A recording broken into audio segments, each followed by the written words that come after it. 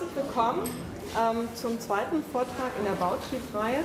Wir haben heute einen ganz besonders ehrenvollen Gast hier. Also wir sind hoch erfreut, dass er zu uns gekommen ist. Herr Professor Sill hat es eingefädelt, kann man sagen. Und ich freue mich, ihn begrüßen zu können. Das ist Dr. Daniel Biau. Er wird gleich nochmal eingeführt von Herrn Professor Sill, der also ein paar Stationen seines Lebens beleuchten wird. Und dann werden Sie vielleicht merken, wie toll das ist, dass er heute Abend bei uns ist und nicht an der UDK. In English, I'd like to welcome very much Mr. Dr. Daniel Biau. He will hold us a lecture about cities and bridges. And perhaps it will be a bridge between you and our faculty, architecture here. And I'm very happy that you come to us. Thank you. Thank you. So, thank you very much.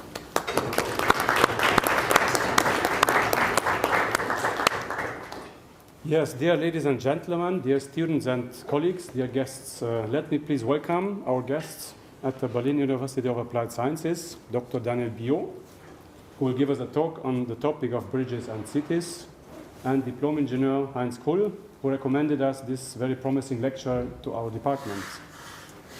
Ich hoffe, Sie sehen mir nach, diese Einleitung in Englisch zu halten. Der Vortrag selber wird auch in Englisch sein. Daniel Biau is a doctor of sociology from the Sorbonne in Paris, and also an engineer with a degree from the famous École Nationale des Ponts et Chaussées, also in Paris. Dr. Biau has worked from 1994 until 2011 at the United Nations as Deputy Executive Director and as Director of Regional and Technical Cooperative Division of UN Habitat. In this function, he consulted more than 60 countries in the fields of urban planning and human settlement and published numerous articles in these domains. He gave lectures on the topic of bridges and urbanism in many countries such as USA, Canada, China, Japan, Malaysia, but also France, and now Germany. Today, Mr. Biau is active as an independent consultant based in Nairobi, Kenya, and Paris, France. Before handing over to Mr. Biau, I would like to mention that this lecture has been organized by Bautrieb Berlin, an independent and student-centered initiative from architecture students for architecture students. Bautrieb Berlin has also prepared a small reception with drinks right after the lecture, somewhere in the ground floor. Mr. Biau and Mr. Kull, please feel welcomed at our University of Applied Sciences. We are very much looking forward to your lecture on the historic role of bridges on urban development. Monsieur Biau, Monsieur Kull, soyez les bienvenus. La parole est à vous. Merci.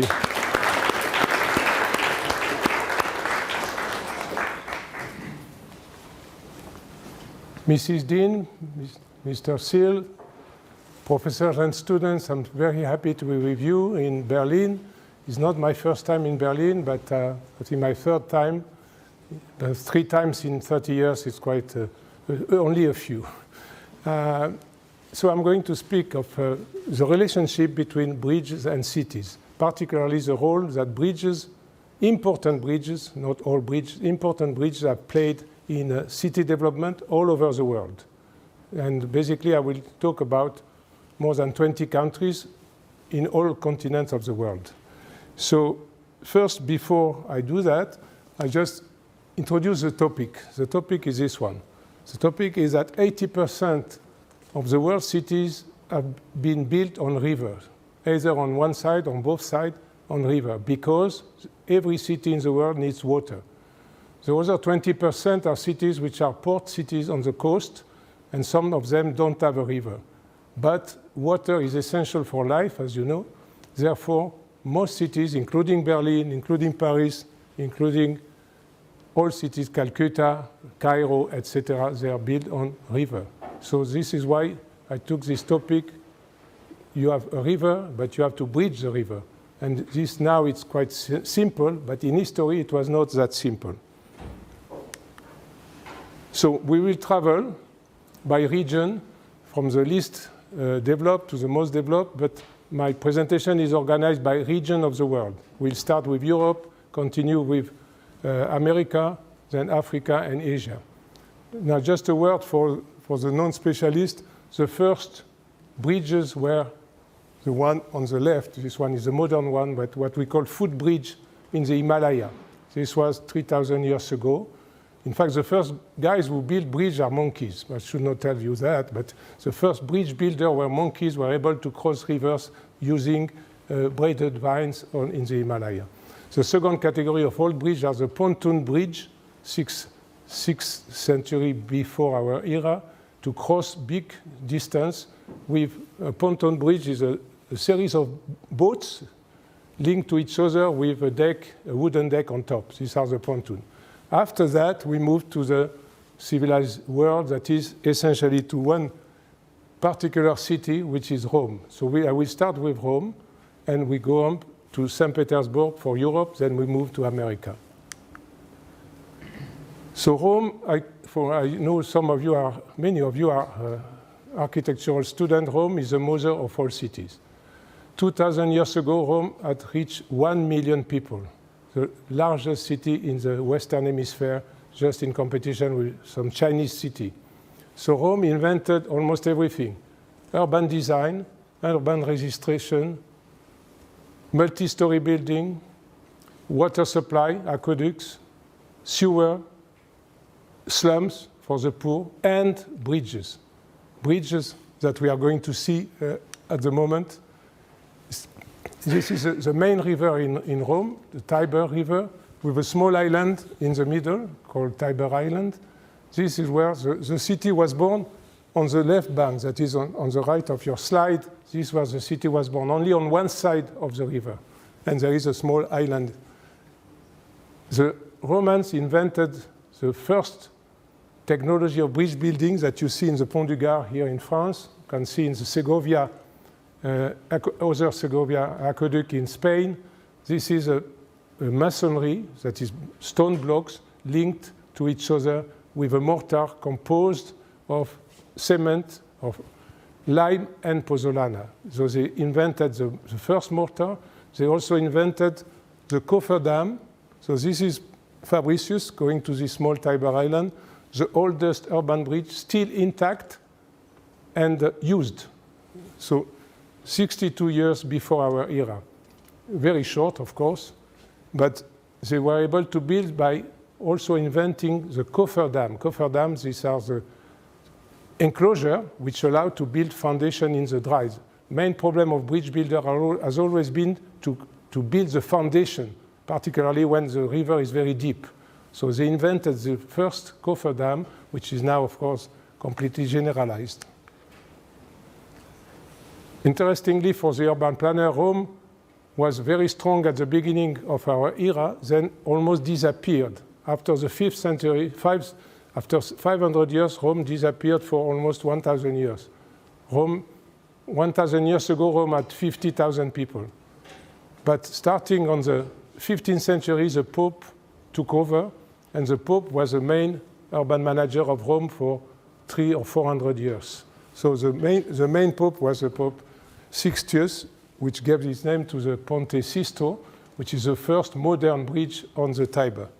And then they continued to build bridges from the 15th century up to now. But this is my favorite bridge in Rome, Ponte Sant'Angelo. The year is 134, built by the most famous emperor in Rome, Hadrian, and it was his mausoleum. When the Pope took over, it became the Castle Sant'Angelo with the bridge coming. This is on the other side of the Tiber, that is on the right bank, and it was not urbanized at that time. So thanks to this bridge, the urbanization started on the other side of the Tiber.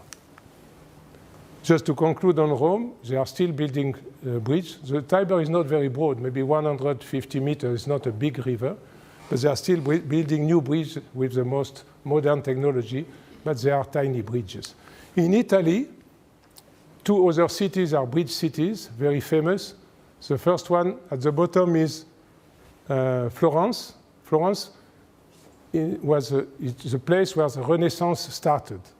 And the Arno River is going from east to west in Florence had to be crossed. From the 12th century, they started building stone bridges. But in 1345, they invented what we call the segmental arches. That is, up to that time, arches were what we call semicircular. That is, it was half a circle. Here, you know, it's no longer half a circle. It's a segment of a circle, which was more difficult to build. But you need, of course, very thick piers, 6 meters broad. And the other innovation in Florence was to build on the bridge. From that time to the 18th century, it was a tradition for bridge in downtown to be built with houses. And this is the case of Florence. This bridge is very, very broad, in fact, 32 meters broad, but only 90 meters long, 3 span of 30 meters each, the Ponte Vecchio. And the end of the Renaissance was in Venice, Ponte di Rialto. This one has only 1 span, but the same technique, that is to have a lower arch so that the pedestrian can cross on top and the boat can go under. You have always this, until the 19th century, contradiction between the river, the user of the river, and those who want to cross the river. And this has been only solved at the end of the 19th century. So we move to my city, Paris. The oldest bridge in Paris is the Pont Neuf, 1607. It's the widest bridge because 240 meters, and it was new, Pont Neuf, I mean new bridge, because it has no houses on top of it. So it's a broad bridge, 25 meters, but for the first time there was no house built on it, and it was in fact used as an observatory of the city. People would go there to see what is around. And you see on the left is what we call the grand arm of the Seine, 7 span, and on the right 5 span, and in the middle you have the island of La Cité. As I said, most bridges were built. This one, a good example, the Pont Notre Dame, which was before the Pont Neuf, which was built, the first stone bridge, in fact, in Paris, 1514. The painting is much later. But all these inhabited bridges houses were demolished in the late 18th century, both in London and in Paris, for security reasons or health reasons. So this house would disappear around the year 1780. Same thing in London. London has the longest inhabited bridge called the Old London Bridge. And this bridge, you have to know, in Paris is the most decorated bridge probably in the world. Alexander III, named after the Russian Tsar. It was about the friendship between France and Russia. It's just 1 arch, 107 meters long, in steel, of course. At that time, steel has been put in place. Steel appeared in the year 1860, 1870, together with cement. Cement and steel were born at the same time. And here it's interesting with the decoration. It's very broad, 40 meters, and it goes to the Invalides, the dome of the Invalides, you see. And interestingly, the foundation of the bridge are obliques. They are not vertical. They follow the arch. Now, third city is Amsterdam. Amsterdam, like Venice, is a city of canals. It's a city where water had to be domesticated. And Amsterdam is typically the city of the 17th century. At that time, Amsterdam was #1 city in Europe in terms of individual income, extremely rich because of international trade, export, import, all going on the canals. So this is a recent view, of course, of Amsterdam. 3 main canals, 1 main river, and plenty of islands, of bridges, of different sizes. I mean, the first bridge in Amsterdam were girder bridge, wooden bridge. Then they built this kind of bridge in the 17th century, where they were so strong. But then later on, they had to build new bridges because the boat could not go under. Okay. So this is why they built this kind of bridge. Magere Brug means skinny bridge. In the second half of the 19th century, the bridge is just in the middle. You see, it's a 9 span, but only the central span open. Bascule bridge means that they open like that. And this is a river. The river is called Amstel, which gave its name to the city Amsterdam. So this was a new generation of bridges, the bascule bridge of the 19th century, because at that time, 19th century, the boat had to go through. There was a lot of traffic on the rivers everywhere in the world. And this is very famous painting from Vincent van Gogh. This bridge is in France, in fact, but they were everywhere, the bascule bridge, for the second half of the 19th century. After that, they were no longer used because the river traffic went down. Now we go to London. London is a city which is 2,000 years old, but which took off and became the first city in the world in the 19th century. London reached 6 million people in the year 1900. That is the largest city in the world. This is the oldest bridge in London, but which was rebuilt. There was a Westminster Bridge much before. The old London Bridge that I mentioned earlier, inhabited bridge, was from the 13th century. So they had already a bridge much earlier, but this is, at the moment, the oldest bridge, going to the House of Parliament in London and Big Ben. Now, the masterpiece in London is this one, the Tower Bridge that probably you have seen many times. Unlike what you see, it's a metal bridge. It's not a stone bridge at all.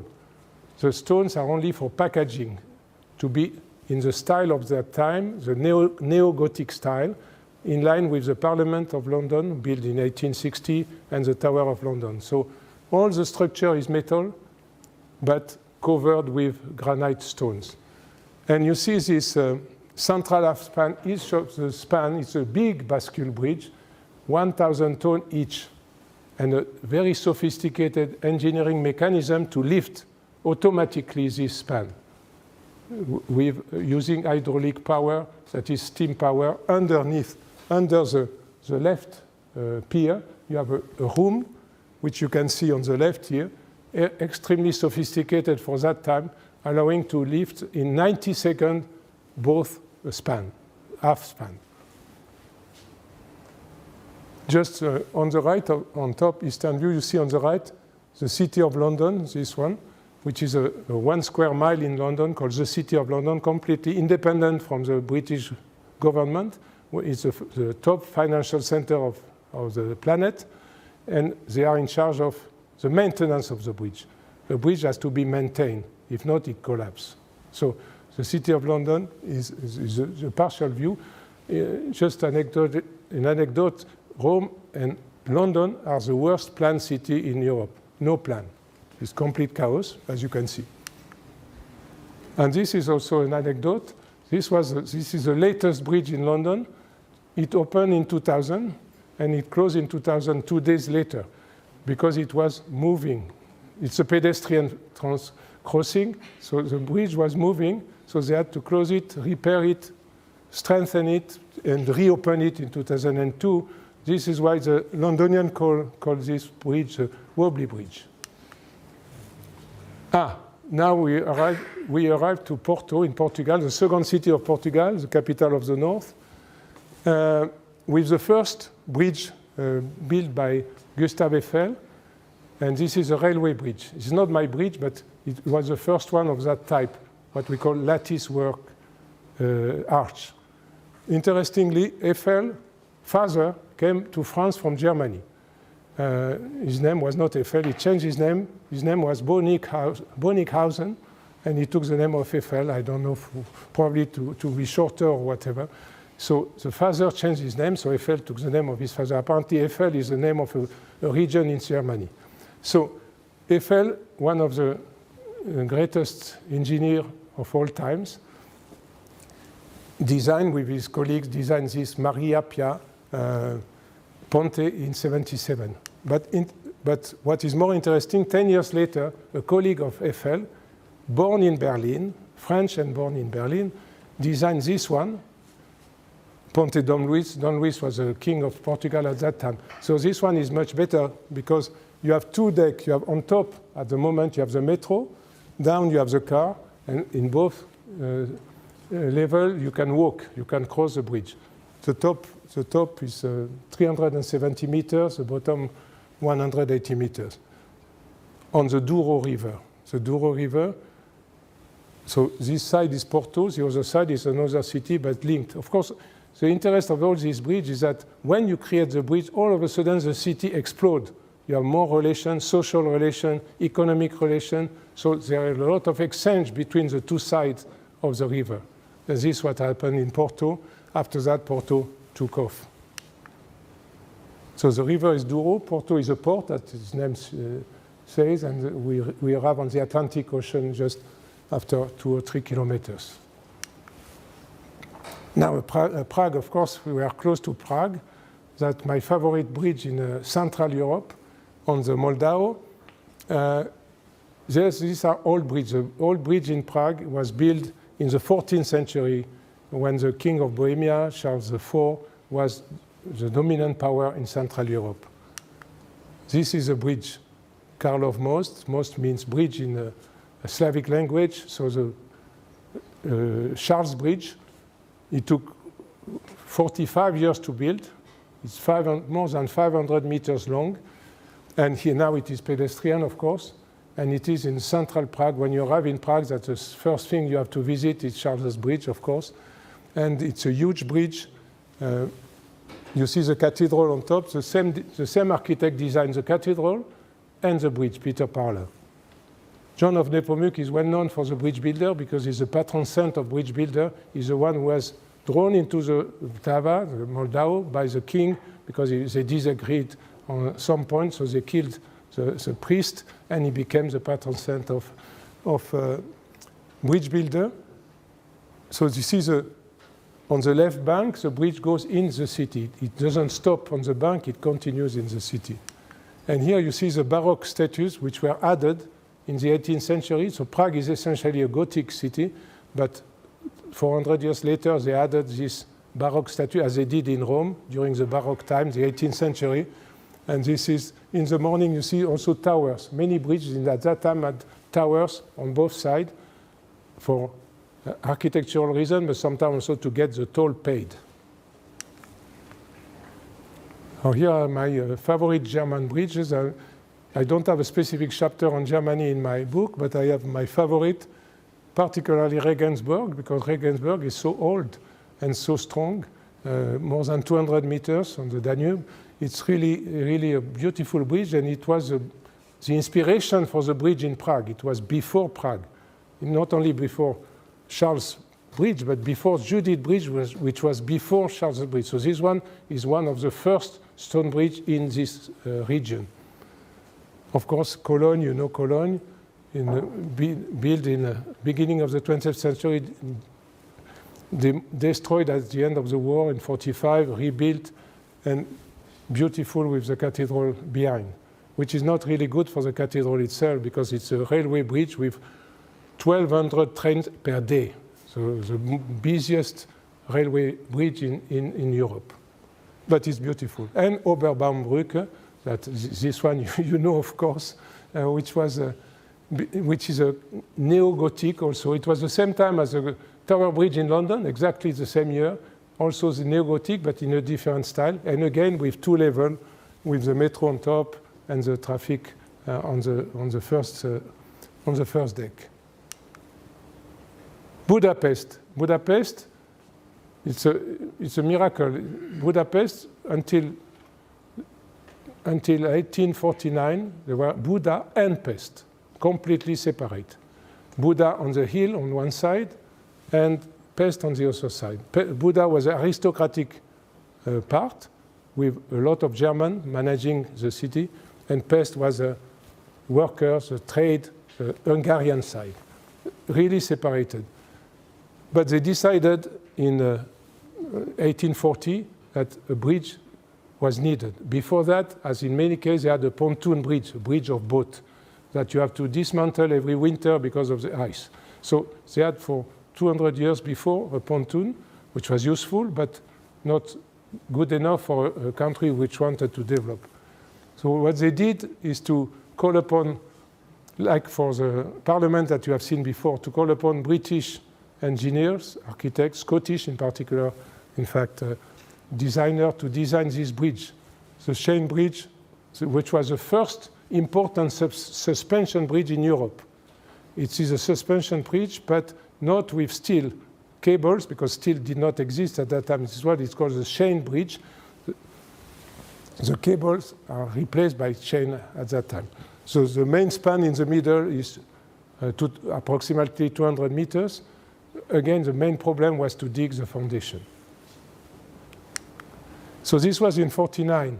In 1867, there was the Hungary and Austria joined force in a compromise called in German der Ausgleich. You may know that if you have studied history. So Hungary, it became the Austro-Hungarian Empire in 67. And in 1873, Buda and Pest, thanks to the bridge, united in a single city, Budapest. And this thanks to the bridge, and thanks, of course, to the compromise of 67. A tradition, so Széchenyi was the count, the aristocrat which pushed the project in the 40s, in the 1840s. The tradition in bridge building at that time was to put some lions on the first piers or at the entrance of the bridge. You see this bridge in many other bridges. These lions on many other bridges. Oh, here we go. No, it's my last city in Europe. We go to Russia, St. Petersburg. St. Petersburg, like Amsterdam and Venice, is a city of canal and hundreds of bridges. St. Petersburg, is, for the urban planner, is a mystery. It was founded in 1703 by a simple decision of the Tsar, Peter the Great. He decided that the capital should move from Moscow to St. Petersburg. He didn't finance any study, anything. He just decided. And it was absolutely stupid, crazy, because it was inadequate for urban development. It was a marsh, it was water everywhere. But they succeeded, they did it. They did it in 30 years, the city. In fact, he created the city in 1703 around 3 houses, and only 10 years later, it became the capital of Russia, and they had to transfer all the aristocracy from Moscow to St. Petersburg. So here you see the Neva, the big river. Initially, the Neva was too broad, too big, 500 meters to be crossed. They didn't know how to build such a big bridge, but they built a lot on the side of the Neva, on the south of the Neva, where they created many canals, and they created many bridges. The main 2 rivers on the southern side of the Neva are this one. Fontanka, you see, you have a bridge, a small bridge every 100 meters. You have maybe 300 of those in St. Petersburg. And the other important river, Moika, the same. You can walk, and these bridges are, most of them, very aesthetically designed. They are beautiful. I mean, everybody was competing to have the most beautiful bridge. But then finally, in the 19th century, they created the first permanent bridge, starting in 1850. And again, St. Petersburg took off. It was the birth of the Russian capitalism, second half of the 19th century. And St. Petersburg became the 3rd city in Europe. London number 1, Paris number 2, St. Petersburg number 3, bigger than Moscow. And this is the Trinity Bridge, almost 600 meter long, built by a French company. At the same time, this was to celebrate the 200 years of St. Petersburg. Exactly for 200 years, they opened the bridge, which is also well decorated with candelabra, etc. And which is a simple bascule bridge at the moment. So on the Neva, at the moment, you have 9 bridges which open at night frequently. And particularly in summer, you have the boat crossing and the crowd on the bridge clapping, expressing their enthusiasm to see all these boats crossing one Palace Bridge, Trinity Bridge, 9 bridges like that. And there are also always these 300 or 400 bridges on the canals.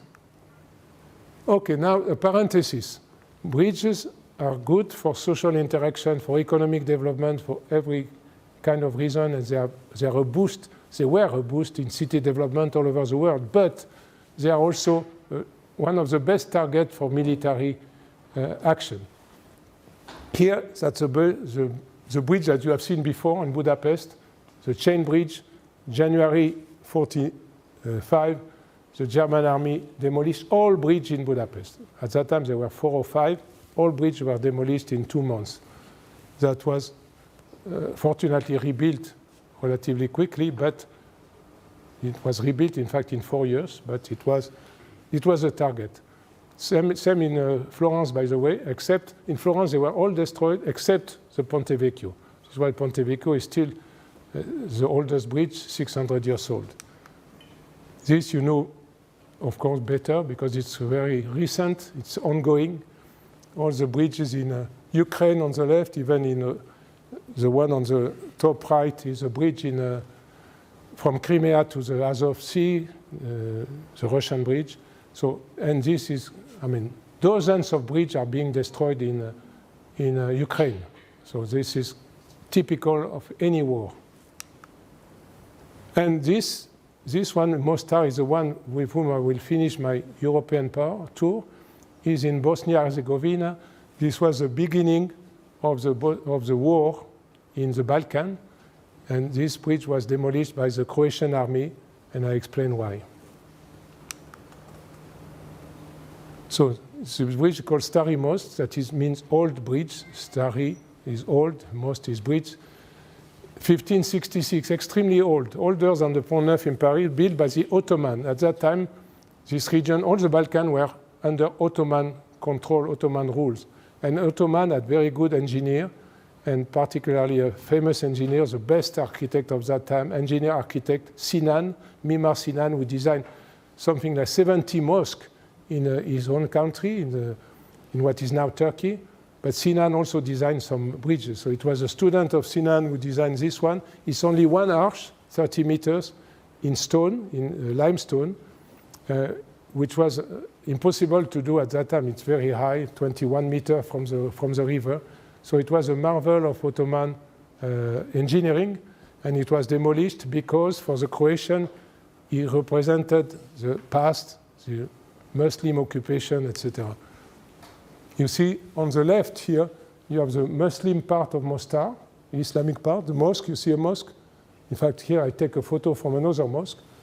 And on the right is more or less the Croatian or the Christian side. So there was, in the Balkan, 3 religions, Orthodox, Catholic, and Muslim fighting each other, etc. But the good thing in Mostar is that it was rebuilt. It was destroyed in 93, and in 94, it was rebuilt with the international cooperation, and we rebuilt it using exactly the same technique. So it was a kind of archaeology.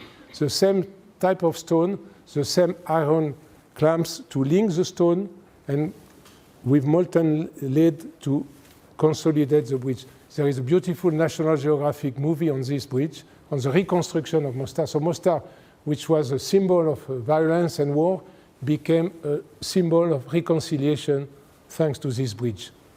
For those who like to dive, you can dive from the top of the bridge to the Neretva. 21 meters, they do it every summer. Not everybody, of course. So now we arrive in America. In America, you have only 3 cities. There could be more. And I start with the most beautiful of Latin America, Rio de Janeiro. Rio de Janeiro was discovered by the Portuguese in 1502, and they call it Rio de Janeiro because they arrived in January. But it was not a rio, it was not a river, it was a bay, Guanabara Bay. They thought they were entering a river, they were entering a bay, but they call it Rio de Janeiro, the name remains Rio de Janeiro.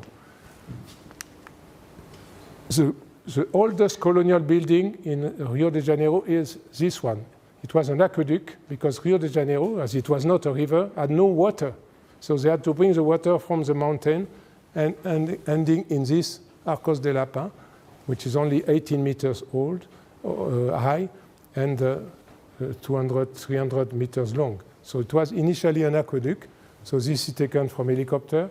And this is a place where you see on the right, the bottom right, is very close to the central business district. It's not in the favela side, which are on the hills. It's at the sea level, basically, this bridge. And it's I let you, the quote is from some website. this is where you have to go. If you want to go to a party in Rio de Janeiro, you go there. On Saturday evening, samba, caipirinha, etc. So this is really the most lively place. Now, on top of this former aqueduct is a tram, because now they have water. They don't need anymore an aqueduct, but they have put a tram going to the hills. Last slide on Rio. This is the most modern part. To cross the bay, the bay is immense. So this bridge is 13 kilometers long. It's a typical beam bridge of the 20th century, 21st century also. Crossing the bay, going to Niterói, which is the town opposite. Rio is 13 million people. Niterói is just 500,000, but it opens on the ocean and the offshore exploration, etc. So this bridge, economically, while Arcos de Lapa is socially very important, this one is essential economically. So the bridge plays a role, social and economic. Now we arrive at the capital of the world. The capital of the world, as you know, is New York. This is why I have added on the UN building, I have typed UN, United Nations. This is where the United Nations headquarters is based since 1952, and on the East River. So this is the capital of the world. At the moment, there are 19 million people in New York, but the bridge have played an essential role. That's the East River. So the UN headquarters is on the East River, which again is not a river. It's a part of the ocean. It's an inlet from the ocean, but it's called East River. And you have the bridges built at the beginning of the 20th century, all suspension bridge. At that time, it's the main, for big crossing, it was always suspension bridge. But my favorite bridge is the one at the very end, going to the Liberty Island. At the very end, this one. The Brooklyn Bridge, for me, is the most beautiful bridge in the world. So built, as you see, in 14 years of building. It was completed in 1883. And it goes from Brooklyn on the left to Manhattan on the right, because the workers were in Brooklyn crossing every day. Before that, again, they didn't have a pontoon because the currents are too strong, but they had a ferry from the start. From the beginning of the 19th century, they were crossing by ferry, many accidents, and they had to build a bridge. The story of this bridge is excellent. There are many books on Brooklyn Bridge, but the most interesting is the story of John Roebling. John Roebling, again, a German engineer, born in Germany, and moved to the US at the age of 25. He was born in Mühlhausen. I don't know if you know this place, Mühlhausen, close to Erfurt. And he crossed, and he was an engineer, but he started farming. Then he moved to bridge building. For me, with Gustav Eiffel, they are the two most important engineers in the 19th century, Eiffel and Roebling. Unfortunately, so he designed the bridge completely. Unfortunately, he passed away just at the start of the construction. So he passed away in 1969 when the wheel had to start because he had an accident with the ferry. He had an accident, and after 3 weeks, he passed away.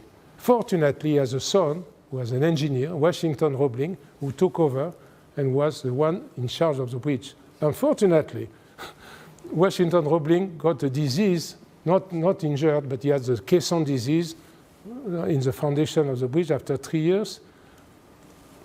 He was bedridden. He didn't die, but he was in his bed in Brooklyn. But he had a wife called Emily Roebling. And Emily was not an engineer, who would go every day for 10 years from their apartment in Brooklyn to the bridge, bringing the instruction from Washington to the workers, controlling everything. For me, Emily Roebling is the first lady engineer in history. She was purely an autodidact. She didn't go to any university, and she's the one who made sure that the bridge was perfectly done. Main issue was foundation and the first steel cable. At that time, steel was just born. So they had steel cables. Steel cables are extremely important for suspension bridge, extremely difficult to realize.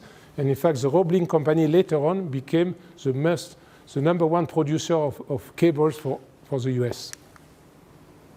Now, this bridge is used for everything. It is, of course, the subject of thousands of paintings, thousands of novels, movies. It's also demonstrations. This was a movement, Occupy Wall Street in 2011. They are on the bridge. It's used for everything, for fashion photography, for everything. These two pierces tower, the granite tower are on every postcard, etc. So when you arrive in New York, first thing to do is to walk on top of the Brooklyn Bridge. You have Manhattan on one side, you have Brooklyn on the other side, you have the East River. You are in paradise. I mean, you don't see this girl over there. These are some friends on the Brooklyn Bridge. Brooklyn Bridge also is a meeting place. You say, oh, let's meet on the Brooklyn Bridge. It's only 450 meters for the main span, but in total it goes into the city. It's 1.6 kilometers. Oh, just another parenthesis. I said before it was bridges are military target, but they're also very fragile. If you don't maintain your bridge, it will collapse. So here I give only 3 examples. In red are the casualties, the number of people who passed away in the accident. In Quebec, twice. The cantilever on the top left in 1907 collapsed during construction. 70 people died. They redesigned, rebuilt, 1916, 9 years later. The central span that you see, the cantilever, so there is a central span hanging on the 2 sides, collapsed again. Another 13 people died. So this Quebec bridge, in the beginning of the century, in total, 88 people passed away. There are other examples. In Tacoma Narrows on the west coast of the US, beginning of July 1940s, this was a suspension bridge, a bit like in London, but worse. Moved like that, and the cars went out. Fortunately, there was only 1 car on the bridge, and the driver could escape. You have the example, more recent example of Minneapolis on the Mississippi. 13 people passed away. Genoa in Italy in August 1943, etc. There are all the time bridges not well maintained. Some are badly designed, very few. Main problem is poor maintenance. In the US, after the Minneapolis accident, they did a survey out of almost 1 million bridges, 25% are not maintained properly. And I think in Germany or in Europe, it's the same. Okay, last city in America, San Francisco, that you probably know. Here you see on the right of the picture, we see the bridge, the Bay Bridge. San Francisco, like Rio, is a bay, so you have to cross the bay. And initially you cross with a ferry, but then quickly you need a bridge. And in fact, you need 2 bridges. They built at the same time in the 1930s, 2 immense bridges. The Golden Gate, which is well known, but it is not an urban bridge. It's an infrastructure bridge on the coast, on the Pacific coast. And the other bridge that you see on the right of the big slide, the Bay Bridge, which is 7 kilometers long, crossing the bridge from San Francisco downtown to Oakland on the other side of the bay. And this bridge was essential in terms of economic development because the bay became a full economic entity. Here is where the ferry was used to start. So this is the western span of the Bay Bridge. In fact, there are 2 suspension bridges linked with a big, in the middle, a big anchor. So you have 2 bridges on one side. Then the road goes into a tunnel, and then it goes to the eastern span, which is this one, which is brand new. And you have to know that San Francisco is of course, in an earthquake-prone area. There was a huge earthquake in 1906. Half of the city collapsed completely. That is 250 people were homeless. There had more recently another earthquake in 89. A part of this bridge collapsed. So it's really a very dangerous place to build. So what they have done, the Americans, they have built the most modern bridge in the world, this one.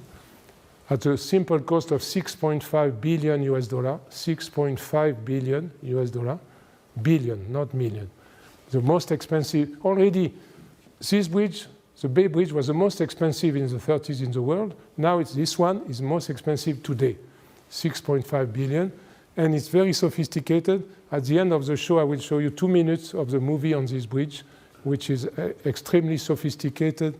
And I don't want to go into detail except if you have a bridge engineer here. But you see the dimension, 80 meters wide, the widest in the world. There is no other bridge of 80 meters wide. I mean, the traffic on this bridge on 7 kilometers is absolutely enormous. And in the US, as I said, the country of bridges, like China, in fact, these big countries have many rivers and many bridges. You can see the Bascule Bridge in Chicago. On the Chicago River, you have 18 Bascule bridges working. The boat can go. Portland, Oregon, also bridges. Philadelphia, this bridge was designed by a Polish-born American engineer trained in Paris. Pittsburgh, Roebling built a bridge in Pittsburgh. I mean, I could have many of these slides, but if you are a bridge fan, you have to go to 20 American cities, and they are usually, if they are old, they are well designed and they are aesthetically beautiful. If they are recent, aesthetic has disappeared. Okay, we go now to the other continent. We start with Egypt. So this is the Nile River in Cairo. Cairo is 1,000 years old, but for 900 years, Cairo was built only on one side of the river, that is on the right bank, that is on the eastern part of the Nile. Until the 19th century, Cairo was only on one side, until they built, around the year 1872, the first serious bridge on the Nile, and this was at the same place that you see here, and this was the second generation at the same place, which allowed Cairo to develop on the left bank and grow to become the largest city in Africa, at least in terms of population, with now 22 million people. And it's a city which is working. It's one of my favorite cities in the world. It's chaotic and working. So the bridge on the Nile. Again, like in New York, this bridge is where the Egyptian revolution took place in 2011, demonstration on the bridge. You see the opera is at the end of the bridge. This is the island that we see at the bottom. From the island, they were coming from the suburb, going to the downtown Cairo demonstration, and President Mubarak had to resign. Okay, I say from my window because we recently went on holiday for Christmas to Cairo, and we like to take with my wife always a room on the bridge. So this one, I can give you the room number if you want, but when you have the option of an hotel, so this is the same bridge from my window. But of course, they have more recent bridges like this one, 6th of October bridge, built in 96. Initially, it was just to cross the Nile, but then they extended in the city, and now it's 20 kilometers long. When we were there in December, I said that it was called 6th of October bridge, but we are 15 kilometers from the Nile, but they kept the name all over. So this is the 6th of October, but there are a number of other bridges. Egypt, like China, like Turkey, invest a lot of infrastructure. Here we are in Algeria. Constantine is the main city in east part of Algeria. And Constantine is interesting. In the Arab world, it's called the Arab city of bridges because of this site. The site, you know, it's a big canyon on the river Rumel. Big canyon. Initially, it's a Roman city, but they had to build a number of bridges, very high. And this one is the longest built in 1912. If you go to Luxembourg cities, they have the same bridge by the same French engineer in Luxembourg with these 27 arches, with the curve. A bit complicated bridge and a bit difficult to maintain, but extremely useful again for the economic development of Constantine. So you see the main arch overlooking the mosque. The bridge is 450 meters long, but it's a bit narrow. And recently, as in many other cities, they have the latest technology, the most frequent now, what we call cable-stayed bridge, which is built by the Brazilian company in Constantine to cross the same valley. So they have 7 bridges of all kinds of generation. And now there is only one city in sub-Saharan Africa, which is Saint-Louis du Senegal. The name comes from Louis XIV. This city was created on the island that you see in the middle. Saint-Louis proper is just the island, 400 meters wide, 2 kilometers long, and it was the capital of West Africa, of French West Africa for 300 years. Out of this small territory, you have the Senegal River in 2 arms, and you have the Atlantic Ocean on the left. What they did, there was a French governor, an engineer from Lille, from France, who was the governor of Senegal. In the mid-19th century, he developed the city, and this is when the city became the capital. And in his name, they created this bridge, the Faidherbe Bridge. So this bridge had to be replaced. It had to be replaced in 2011 because it didn't work. It is what we call a swing bridge. A swing bridge is a bridge which opened like that, not bascule bridge, but swing. They had to replace it, but as each span is independent, they could take an old span, move it out, put a new one. 24 hours. It's just like a Lego, you know. So here is the most difficult span, is the rotating span, the swing span. This one took 48 hours to be replaced. So they would come with a barge, dismantle, move it out, bring the new one, painted, fixed. It's a very narrow bridge, but very important, because if not, you have an island. So here you see how it was during Faidherbe, after Faidherbe, 1897, a pontoon. It was during the building of the bridge, you know, on top right. You have the old one, the pontoon, and you have the new one under construction in 1897. You see that Saint-Louis has a big bridge and small bridge going to the ocean. That was the president of Senegal opening the bridge. Of course, in Africa, you have many other bridges, but most of them, Africa, like Latin America, their rivers are either too big or too small. Therefore, there is not many interesting bridges, I would say, because when the river is too small, the bridge is very small. When it's too big, like the Congo River, it's impossible to cross.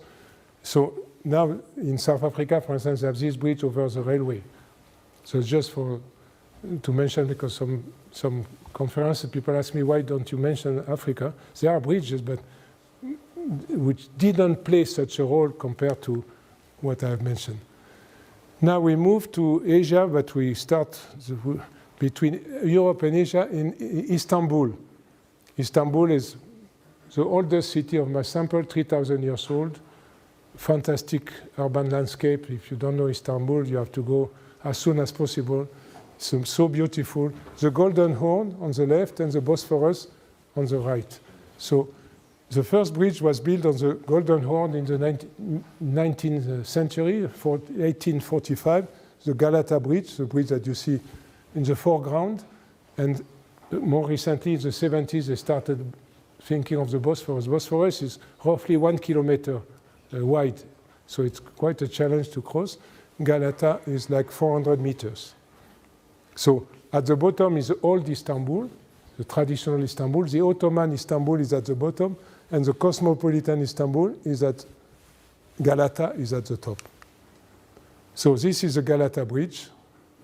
So now they have rebuilt the bridge 5 times, but the first one was in 1845, and you see a photo at the top, a postcard of the end of the 19th century, it was still at that time a pedestrian bridge.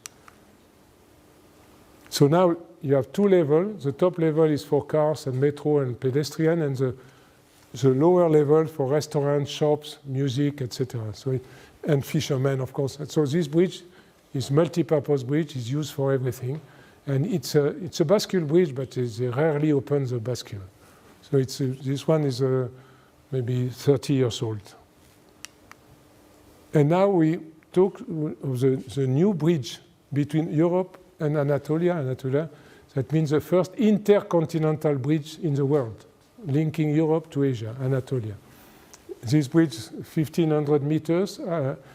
It's a bridge, suspension bridge, as you can see. but the towers are on the banks, not in the water, so it makes their life easier. A German company was involved in the building, and it was open for the 50 years of the Turkish Republic, 73. It's called the Bosphorus Bridge. You have the Ortaköy Mosque, the bridge. And now they have built 2 more bridges on the Bosphorus. The last one on 2016 at the start of the Black Sea. So they have 3 bridges on the Bosphorus at the moment. But the main one is this one because it opened Istanbul to the development of the Anatolian side of the city, which is a fast-growing part of Istanbul, which is now more than 15 million people. Istanbul is counted as a European city, and it is the largest at the moment. Now, interesting that just for information, Isfahan in Iran. Isfahan was the capital of Iran in the 17th century, and this is where the most progress was made in architecture. So I know many of you are studying architecture. Persian architecture is, for me, one of the top in the world in terms of Islamic architecture, but also all kinds of buildings, including bridges. So this is the main square in Isfahan and the main mosque. But what they did, the first Shah Abbas was the first important king of the Safavid period at that time. He built this bridge. Chaussee bridge, that is, chaussee means 33 arches, crossing the river. And you see, you can cross, but you can also sit there, you can watch. The caravan can go through the bridge. And 50 years later, his grandson built another one, smaller, but more beautiful to my taste, where you have everything.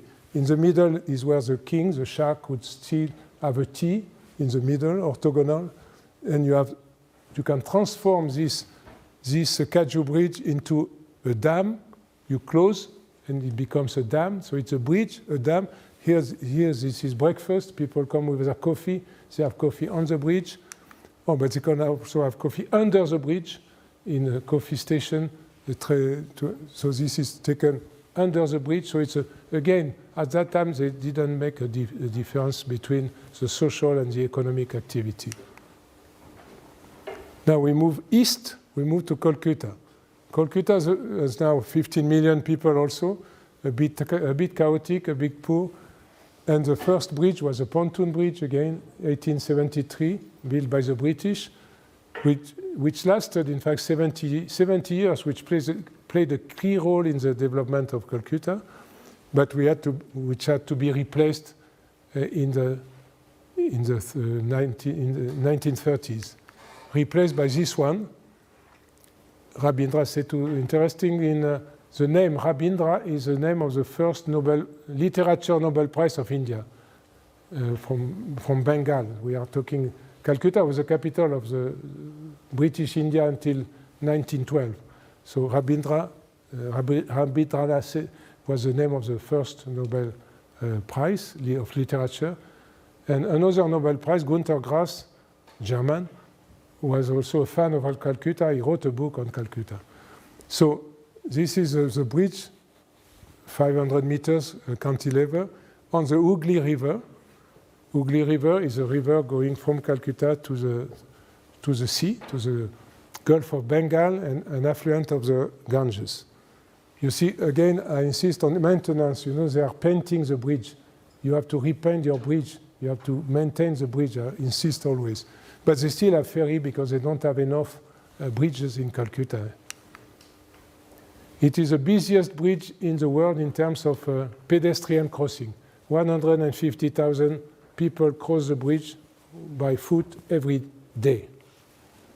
And the bridge tends to be a bit short, a bit longer in the evening. And this is a photo I took from the railway station on the other side. Oh, so we have Calcutta on one side, Howrah on the other side. Howrah is the opening to the rest of India because Calcutta is at the very east, and with the river, Calcutta has no access to India. So Howrah is the railway station going to New Delhi, going to the rest of India. I move to Australia, Sydney Harbour Bridge. You see that's the central business district of Sydney on the left, and at the bottom, the north part of Sydney. Built in the 1930, again, it plays a key role because Sydney is a huge bay, very beautiful bay, but enormous, 55 square kilometers of water. It's a big port, but before this bridge, they had to drive 50 kilometers from one side to the other, or to use a ferry, again with many accidents. So this bridge is absolutely enormous.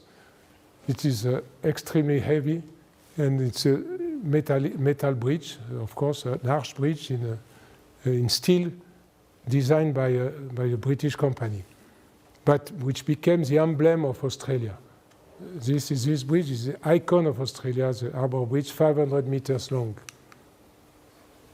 That if you watch TV on the 31st of December, Australia is one of the first countries moving to the new year, and you can see the firework every New Year's Eve on your TV.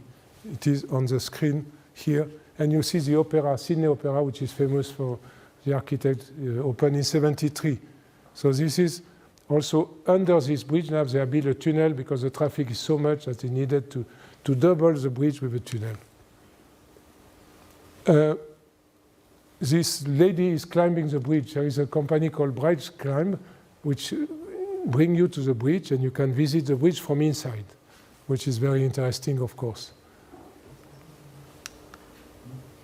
Now we move to Vietnam. Hanoi is the capital of Vietnam, as you know, and it was colonized by the French at the end of the 19th century. The first thing the French did was to build a bridge on the huge Red River. At the moment that the traffic in Hanoi, in many other Asian cities, the same kind of traffic, it's coming to Africa. This kind of traffic is coming to the developing world everywhere. But what was built in 1902, the same year, Hanoi became the capital of Indochina, that is Laos, Cambodia, and Vietnam. But they built a 1.6 kilometer bridge to cross the Red River. Initially, it was essentially a bridge for the railway to go from China, from Yunnan province, to Hanoi, and from Hanoi to the east. So it was initially, it's still a railway bridge. Red River. Of course, now they are building new bridges. But when I went there for the 1,000 years of Hanoi. Hanoi was 1,000 years old in October 2010. And there was a discussion how to renovate this bridge. And finally, they decided not to renovate because it's a proof of the resistance of the Vietnamese people. During the Vietnam War, this bridge was bombarded several times by the US,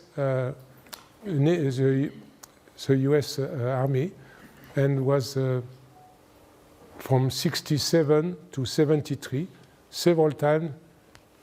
It was destroyed and rebuilt by the Vietnamese. So it's kind of an emblem again, an icon of Vietnam, of the resistance of the country vis-à-vis outside power. So again, in this region of the world, you have plenty of bridges. Kobe was the longest suspension bridge when it was built, almost 2 kilometers. Singapore was the shortest. In Singapore was the first steel bridge in Asia, 80 meters long. Bangkok is a 50 kilometers long bridge for what we call a sky train. Palembang in Indonesia is a lift bridge. So you can write a lot on Asian bridges, but those that I mentioned, Hanoi or Calcutta, are really those who made the difference.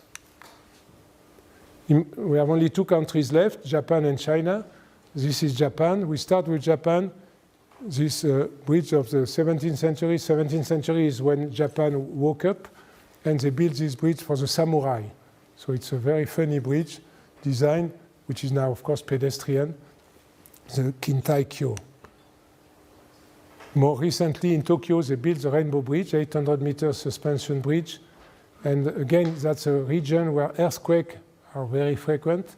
and they have to work like in San Francisco, like in Istanbul, to prevent the risk of demolition through earthquake.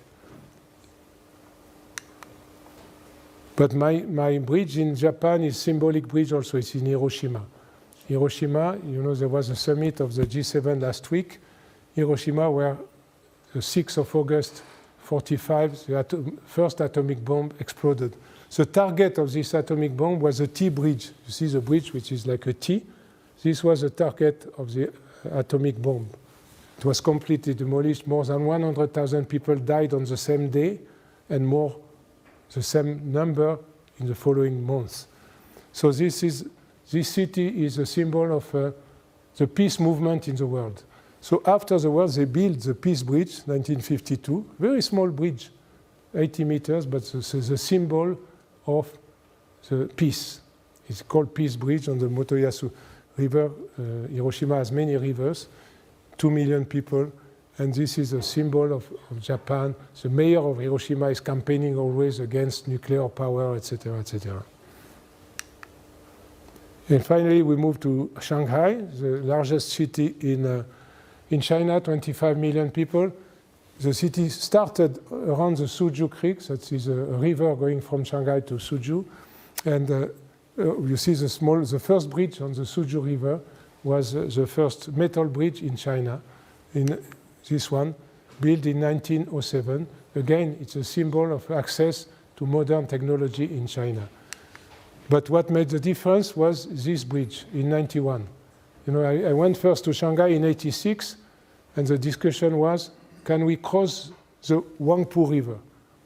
And the response was very difficult, very difficult to cross this river because the soil is very full of water, very difficult to dig, etc. But only 5 years later, they built this first bridge, that is a cable-stayed bridge on the river, very simple, 800 meters long, the main span 400 meters, from Puxi to Pudong. Interesting, Puxi is the old Shanghai. Pu means river, Puxi means west of the river. Pudong means east of the river. There was nothing in Pudong. Pudong was pure agriculture. There was absolutely no building, just agriculture. But the day they started with this Nampu Da Chao, the building started in Pudong, and now Pudong is 1/3 of Shanghai. So meaning in 30 years, they are built for 8 million people on Pudong. Pudong is a new Shanghai with towers, with superb infrastructure, 500 kilometers of metro built in 10 years. And the maintenance is a control room. Each of these, in Shanghai, they have now 4 big bridges. Each of them is followed through a control room to check that it's working correctly with 24 cameras. The lady controls everything in the Nampu Da Chao. What I like is this topic of the access on the Puxi that is on the old Shanghai through this spiral of 46 meter high, because what costs a lot in bridge building is not only the bridge itself, but the fact that you have to displace people, demolish building on both banks. In that case, it was 1/3 of the cost of this bridge is not the bridge, it's just demolition, relocation of people. And this is why they built this spiral to save land. Another topic in discussion in Shanghai is the difference between bridges and tunnels. How do you select the best option between a tunnel and a bridge? We can discuss that. Okay, concluding messages. Another image of Selma. There is a movie called Selma, I don't know if you have seen it, on the civil rights movement in the US with Martin Luther King. This is where the main event took place on the bridge in Selma, Alabama, where you have this demonstration of the black, essentially black, not only black, but essentially black American to get the civil rights. And they were beaten by the police on this bridge. And it's now a symbol, again, of the victory of the civil rights movement in the US. So the love story continues, Brooklyn being the best example. This was used, for instance, when there was the attack on the World Trade Center terrorist attack in New York, people took the bridge to escape. So I let you look at that.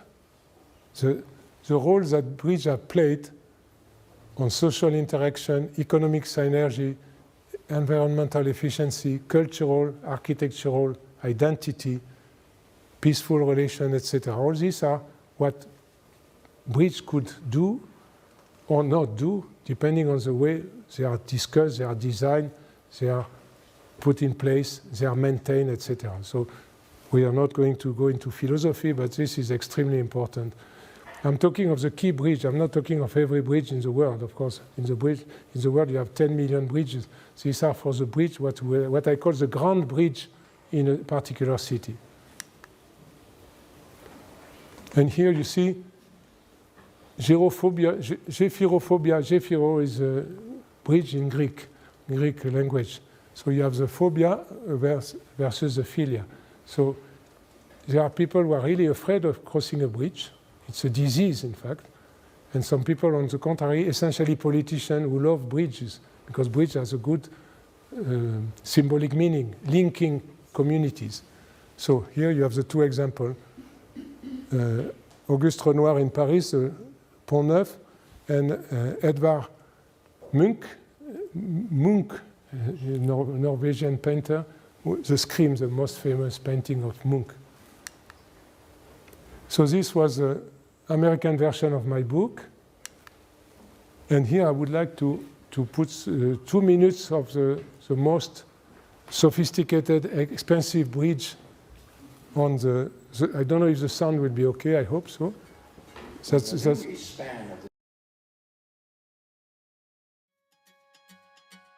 When the new east span of the San Francisco-Oakland Bay Bridge opened in September 2013, engineering history was made, and the world took note. T.Y. Lin International and Moffitt Nickel joint venture, working closely with the California Department of Transportation, the Metropolitan Transportation Commission, and the California Transportation Commission, was charged with designing a seismically resilient structure that also met local communities' aesthetic and functional demands. Marked by the dramatic 162-meter tower, the three-dimensional loop cable system, and the sweeping parallel roadways of the Skyway, the East Span comprises the self-anchored suspension span, or SAS, the Skyway, the Oakland Touchdown, and the Yerba Buena Island transition structure. Located within miles of two major fault lines, the East Span has a 150-year design life and is a designated lifeline structure that will be operational for emergency traffic shortly after a maximum credible earthquake. To meet stringent seismic criteria, the bridge incorporates innovations never used before in bridge design. The SAS tower features shear link beams, which act like huge shock absorbers during an earthquake, protecting the tower and limiting damage to the main structure. The SAS also employs a single 1.4-kilometer suspension cable, which is the longest loop suspension cable ever used for a bridge. Hinge pipe beams in the SAS and Skyway decks are designed to absorb seismic energy, and Skyway foundation piles were driven up to 91 meters below the water surface to anchor into stable soils, and add a slight batter or angle to increase lateral resistance under seismic loads. The Skyway's 452 precast segments are also the largest of their kind ever cast, each weighing as much as 680 metric tons. The new east span of the San Francisco-Oakland Bay Bridge is an iconic seismically resilient structure and designed to serve the people of California for generations to come. So this was for the most innovative bridge built in the last 10 years. So this book was the French version of my book. Just one slide on my school, on the École Nationale des Ponts et Chaussées, which is the first civil engineering school created in the world in 1747 to coordinate the road construction in the Kingdom of France at that time. And Jean-Rodolphe Perronnet was the most important engineer in the 18th century in Europe. He was the chief engineer of the kingdom, but he was also the director of the school. He's the one, this was a school just before the French Revolution, so it was called École Royale, then it became École Nationale, national school. And this was they were working. They invented the open space at that time, a long time ago. Perronnet is famous because he designed the bridge in Paris with very low arches and very thin piers. So I don't go into detail, but he changed the traditional Roman bridges to make them flatter, basically. And this is also in German, of course. In German, it's even more important because you know the wall, and there is a movement in the world. As you say, the quote from Isaac Newton, we build too many walls and not enough bridges. Walls are the exact opposite of bridges. There are also books on walls, more than on bridges, but this is a world campaign which go on and on and on, because there are walls everywhere, particularly with to stop international migration and this kind of thing. Vielen Dank. So here, as you can see, we went to the Oberbaum. 3 days ago, we were on the Oberbaumbrücke with Heinz Kuhl, who coordinated the translation into German of my book. And now, now the presentation is finished, but to let you think a little bit and prepare your question, I put some music.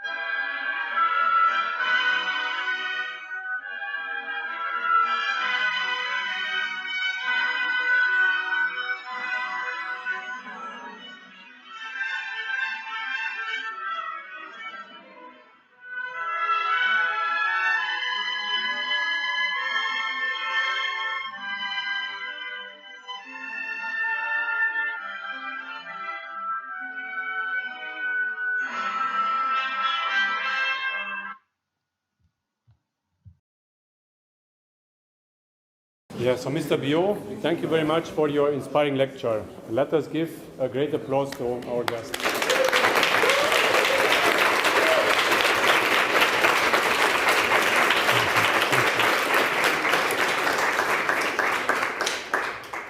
Are there any questions left in the audience that we would like to address to our specialist and guest, Daniel Biau?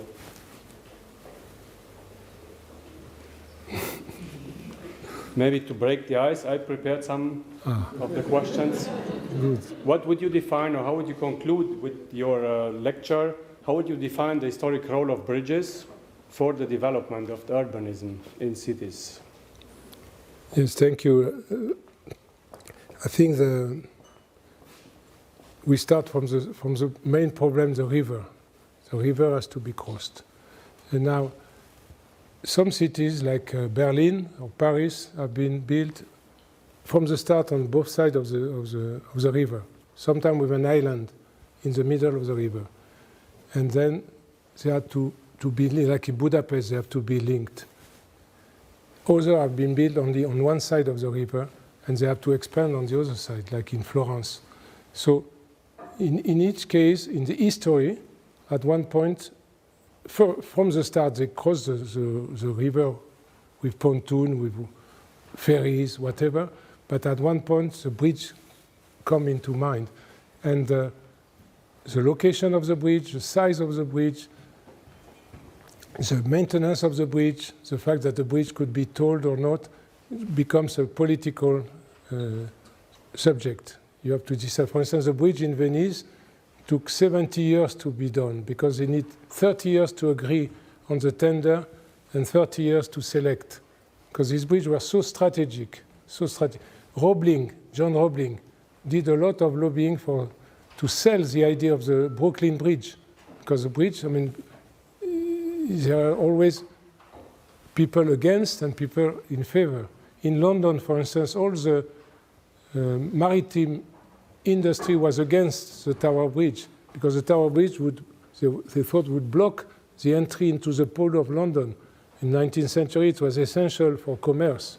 So bridges are also political. They are a hot issue, and therefore they have so many dimensions, social, economic, political, that they play finally an important role. They influence city development, but they are in return influenced by the political games.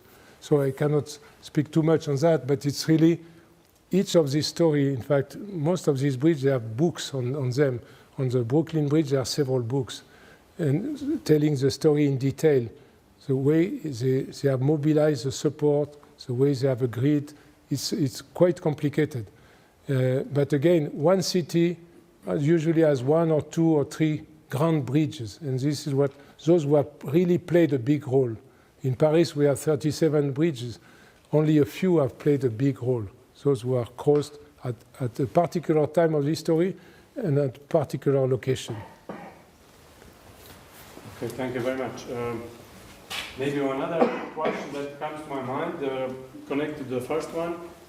You said that bridges played a very important role in history. Do the bridges of today have the same importance for a city as they had in past times, or how would you see that? In fact, it depends. I mean, the old cities of Europe, they already have their bridges.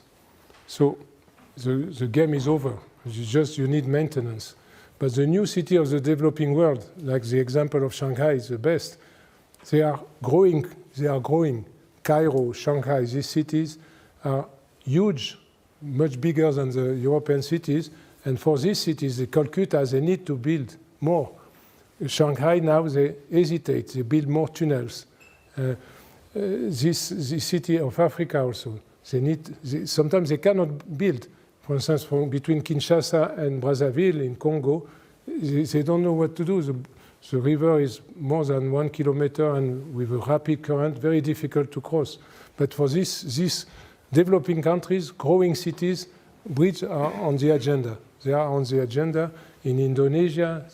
Indonesia wants to build bridge not only in cities, but even between Sumatra and Java. They want to build a bridge which will be 30 kilometers long. So the developing world, this is where the bridge are under discussion. For the developed world, Europe and America, the main issue is bridge maintenance, repair, monitoring, control, because this is not done. And of course, with all the traffic, you have more and more traffic. There is also the issue of multi-purpose, like they did in San Francisco. So the main criticism of San Francisco Bridge was it was only used by cars, not by bike and pedestrian. So we discussed that and we said a bridge now, a modern bridge, a grand bridge has to be usable by bikes, by pedestrian. You have to be able to stop on the bridge and watch around, like the Pont Neuf, an observatory. So bridges are not only just a link for the cars, but it should be a link for everything. That's the issue in Europe. The bridges have to be crossable by human beings, not only by cars, particularly at the time where cars are going to disappear from the urban landscape in this century, probably. Okay, thank you again. Are there any questions in the audience? Yes. You highlighted many positive effects that bridges bring to the world, but can you think of bridges that should have better not built because of all the negative aspects that followed? Yes, some bridges have been built at the wrong location, that's for sure, and or in dangerous places, and bridges are not always positive, and most of them are positive in terms of traffic, most of them not always. Sometimes they increase the traffic, sometimes they compete with each other, and they are overlapping, or, you know, this is an issue of urban planning more than bridge building. Urban planners are subject to, as I said, political forces, and sometimes you have to build a bridge going to the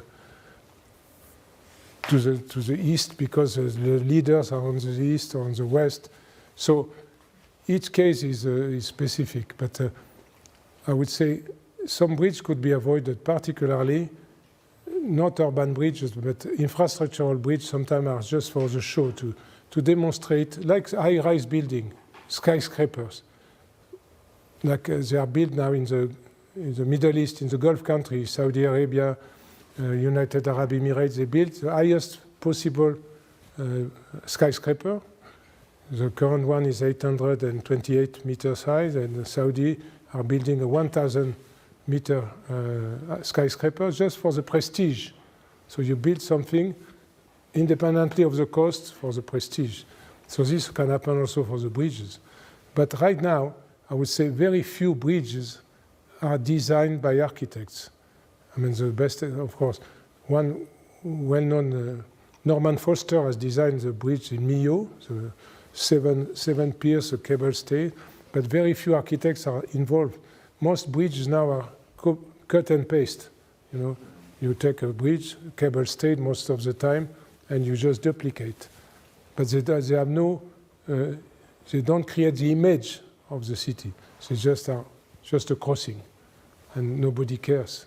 So I would say it's more the quality which matters than the usefulness. Most bridges are useful, but some of them are really badly placed or badly designed, or not really exciting. The bridges I present are all exciting. When you go there, you go to Isfahan, you see this bridge. How can they have built this kind of bridge? It's impossible. Or you go to Istanbul. I mean, this place in Istanbul, in Galata Bridge in Istanbul, that's the center of the city. Brooklyn Bridge is the center of New York. So it's they are the key one. I'm talking of those who are making a difference. And now, of course, in Berlin, I don't know where you can build a new bridge. No idea. You should first reopen the river first, because the river is contained. So some kind, for instance, in the case of St. Petersburg, the more recent bridge in St. Petersburg are okay, but the way they land on the banks is terrible. It's chaotic. So that's you have to deal with the urban planning side of the bridge. But it's feasible. Main issue also is funding. You need more money, always more money. At the time of all these bridges, the money was not the issue, absolutely not.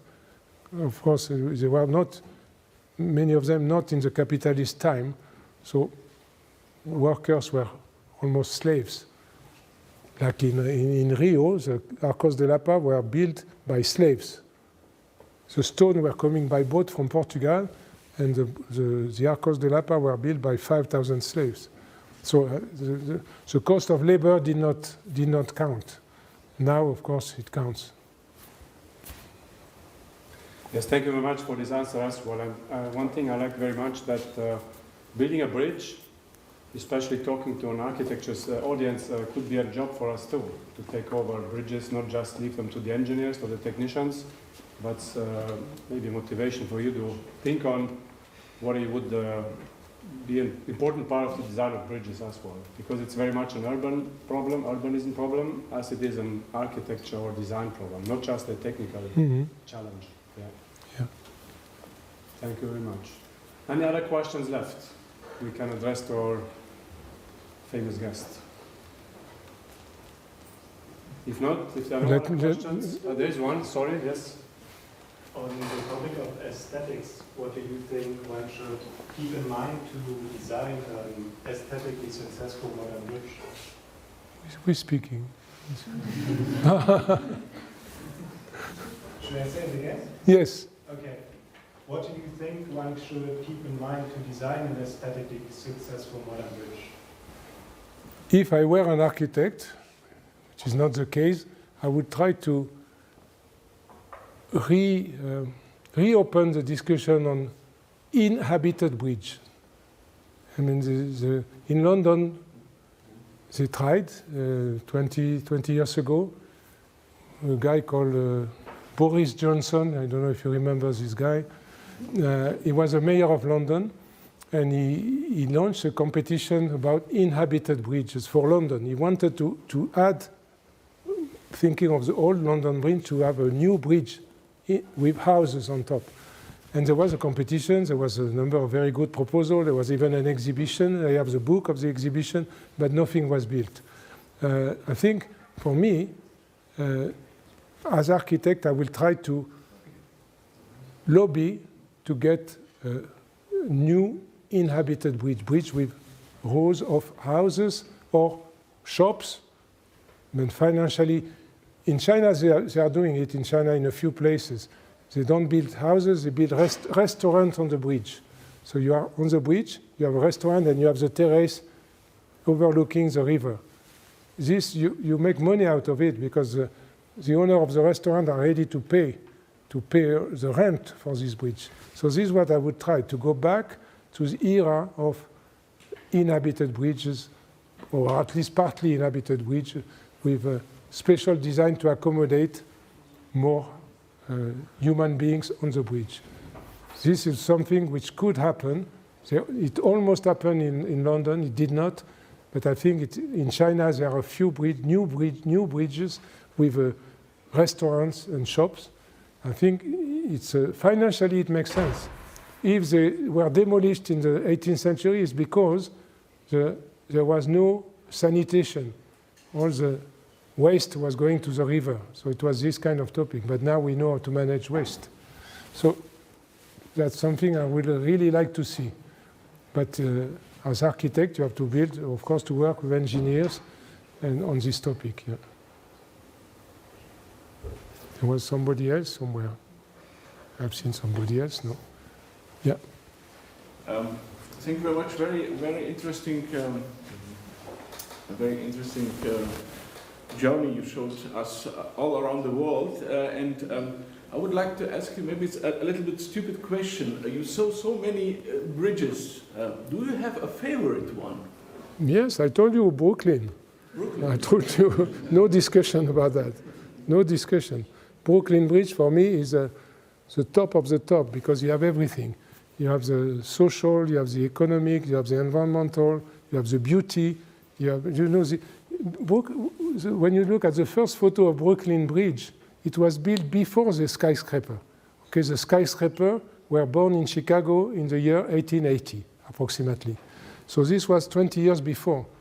But so the highest building in New York was the Brooklyn Bridge. So these towers were the highest. When you see the photo of that time, you see the small house and the Brooklyn Bridge on top. So it was kind of futuristic, but it was just correct, right? It was absolutely fantastic. So this is something, for me, I mean, Brooklyn Bridge is a dream. It's a dream come true. It's really, and it is still in good shape. It has changed. It has been with a toll initially. At one point, there was a metro. During Second World War, they removed the metro for security reasons. They brought it back. I mean, so you go to Brooklyn with a glass of wine or tea or whatever. You sit down in the evening and you see the sunset on the Brooklyn Bridge. The Tower of Manhattan. Also, what makes the difference is that it is the background of Brooklyn Bridge is Manhattan. So Manhattan, which is the fantastic landscape, urban landscape. Tower is a Brooklyn Bridge in front. I mean, that's you cannot do better. You cannot do better. And John Roebling said before. John Roebling, the designer, said in '67, before it was started, I'm going to build the greatest bridge in the world. He knew it. He was very proud in advance of what he was going to do. And he did it. He didn't see it, unfortunately. Yeah. I hope there is a street called Roebling in his home city here, because it's really amazing. But his son was quite good. There is a book called Chief Engineer, and this is an American book. It's about the life of the son of Washington. There are so many books, but one book, a biography of Washington Roebling, called Chief Engineer. And there are so many poems also. Even a Russian poem, Mayakovsky, the great Russian of the 30s, wrote a poem called Brooklyn Most, the Brooklyn Bridge. He said if humankind disappear, if everything collapses, we'll still have the Brooklyn Bridge. And this was a Russian communist who was writing that. So, so other question. Ladies, you know Emily Roebling. Emily Roebling, it's an amazing lady. I mean, a lady who managed the bridge building of the most beautiful bridge in history. And she was a star. I mean, she was absolutely a star. I don't know many, because bridge building is still very male-dominated, of course. But still, we have some bridge engineer, women bridge engineer, of course. I don't know if it is the same in Germany. In France, architecture is dominated by women and engineering by men. I don't know if it is here. Are there any other questions? If not, I would like to thank you very much again for this very inspiring lecture. It was a great honor for us Thank you. in our school. Thank you. Thank you.